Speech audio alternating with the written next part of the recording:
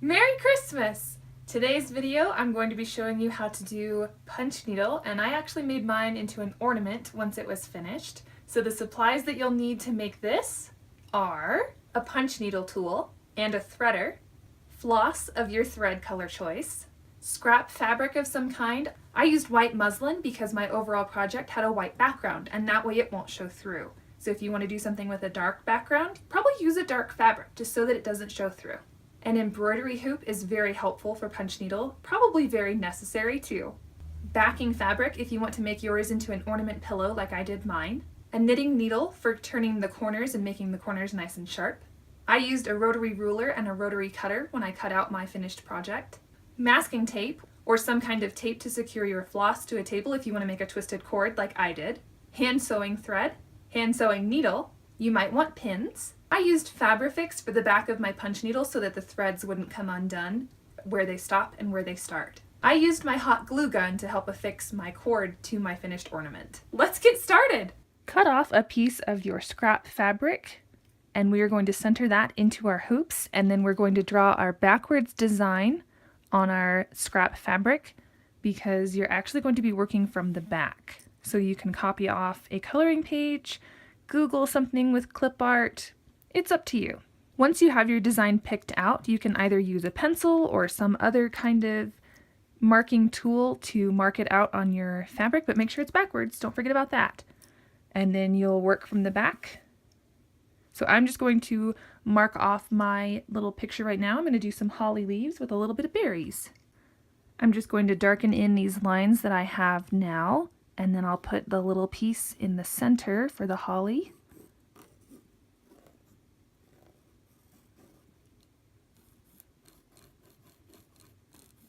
Now we're going to thread our punch needle, and I like to use 3 strands, and I'm going to use Ultra Punch on the shortest length.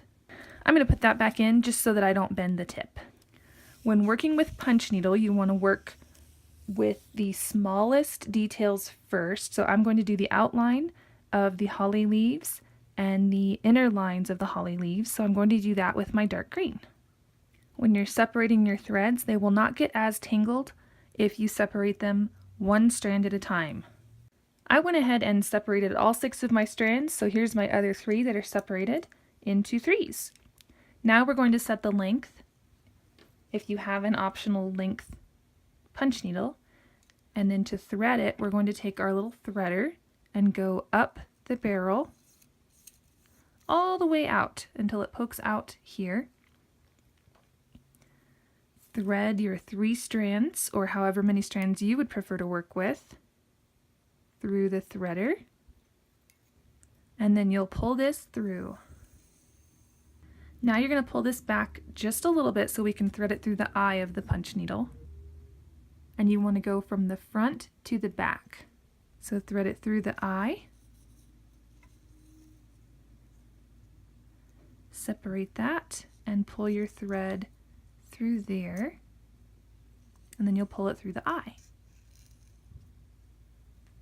So we are going to come, and this is like, I've heard it described as a little squirrel. This is a little squirrel's tail, and he does not need to step on his tail. That would hurt, because if you step on his tail, your thread could break, and we want to keep our threads nice and strong. So I'm going to go down, hold on to my thread, and come back up, move forward just a little bit, and go back down.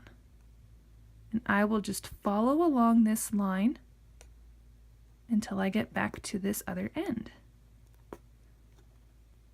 And then if I want to move in a different direction, I'll spin my hoop but keep my needle in the same direction. You always want to move forward or diagonally forward away from your thread. And here's what it looks like on the other side. And it will fill in more once we fill in the lighter green. Now I've gotten to my berry, so I'll pull my punch needle out and hold on to that thread there, pull a good long tail out, and then we're going to trim, leaving a good tail, right like that. Now that I have all of my small detailing done for each of my colors, I'm going to go back and fill in the lighter green, the lighter red, and then I'll draw a box around and fill in with white. I also added a small piece, you may not be able to see, just one little punch of white so that there would be a little bit of definition between the berries. Here's a little bit of my progress.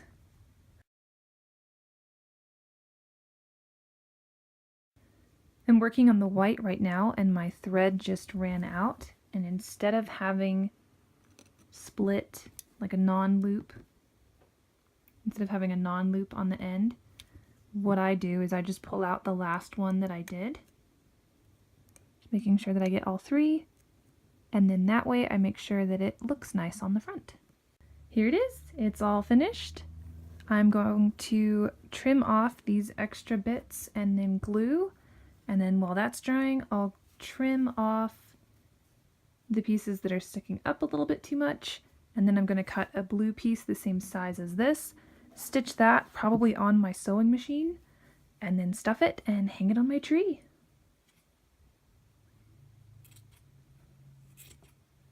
You don't have to glue the whole entirety of your project, mostly just where you have ends that would come undone possibly, or that they're sticking up. You can't go wrong with more glue as long as you let it dry before you stitch it and stuff it. So a fast drying glue is definitely your best bet. This stuff is great. It's like liquid hot glue and you don't have to worry about heat. It's called Fabrifix.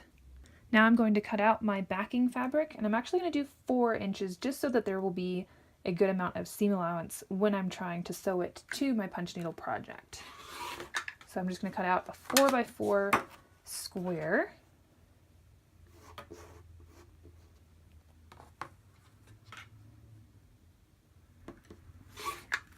I decided that I'm going to use red, white, and green for my twisted hanger, so I have twice the length that I would like. And now I'm just going to tie a knot at the top of it, and then I will start twisting it and make it into my cord. If you'd like a more detailed tutorial on the cord, I'll leave that link down in the description for you. Oh, look how cute this turned out. Here I have marked the center of each of the sides, and I'm going to trim this to 4 inches.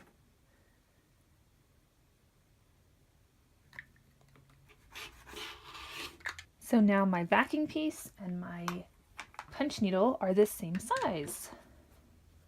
So now I know I can go along with a 3/4 inch seam allowance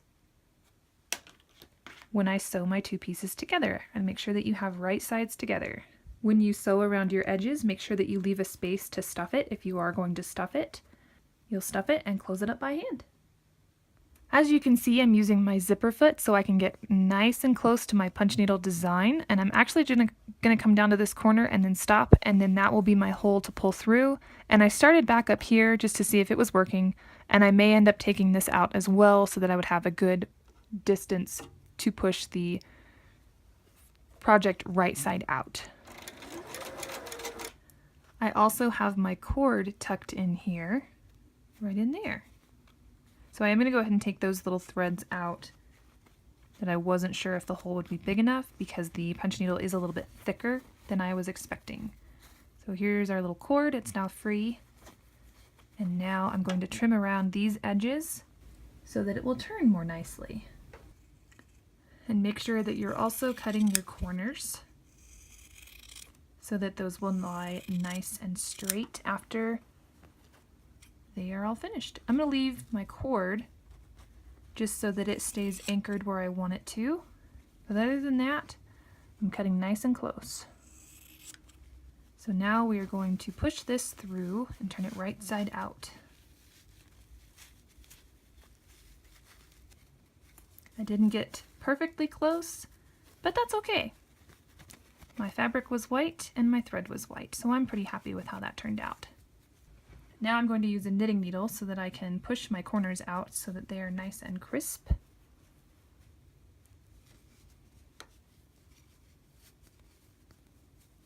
I also made my cord long enough so that I can hot glue it to the edges like this. And then I also made it long enough so that there is enough to hang it with. I have my little punch needle pillow thing stuffed and turned, and now I'm just going to hand stitch my little opening closed, and then we'll hot glue this in place. I'm mostly focusing on covering my seam line, as you can tell.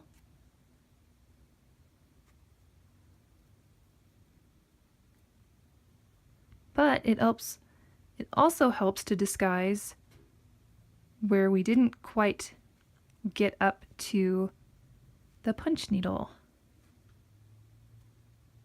Now that we've gotten back to the top, I'm just going to fold this over and apply a little bit more hot glue, and then we'll be finished. Thank you so much for joining me today for another Christmas Crafts and Chats. I hope your punch needle ornament turned out just like you wanted it to. I hope I get to see you again tomorrow for another Christmas Crafts and Chats. Merry Christmas!